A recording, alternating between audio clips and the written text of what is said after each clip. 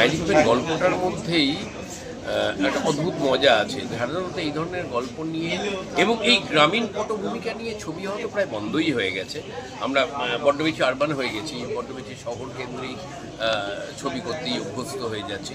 কিন্তু যখন আমাকে অরুদীপ্ত এবং অনামিক, অবশ্যই অনামিকের একটা বিরাট ভূমিকা আছে আমার কাজগুলোর পেছনে, ওরা যখন ডাকলো আমাকে, আমি যখন গল্পটা শুনলাম তখন মনে হলো এই ধরনের ছবি তো হওয়া খুব দরকার। কারণ কথা হচ্ছে যে বড় ছবি তো হবেই, কিন্তু বড় ছবির পাশাপাশি এই যে ইন্ডিপেন্ডেন্ট ছবি এবং এই যে নতুন ছেলে মেয়েদের নিয়ে কাজ করার যে সাহস অরুদীপ্ত দেখিয়েছে, সেটা নিঃসন্দেহে প্রশংসা। আপনার কেমন লেগেছে?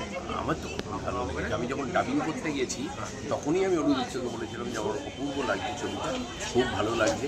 এবং সবথেকে বড় কথা, একটু প্রচার করলে এবং মানুষজন যদি এই ধরনের ছবি, দর্শকদের কি মেসেজ দেন? হ্যাঁ, দর্শকদের একটাই বলতে পারি যে হ্যাঁ, বড় ছবি দেখুন, বড় ছবি তো দেখবেন, দেব, রুমাদা, বাকি যারা আছে সবার ছবি দেখুন, কিন্তু যারা নতুন মানুষ কাজ করছে তাদের ছবি একটু দেখুন, খারাপ লাগবে না, এটাই কথা বলতে পারি।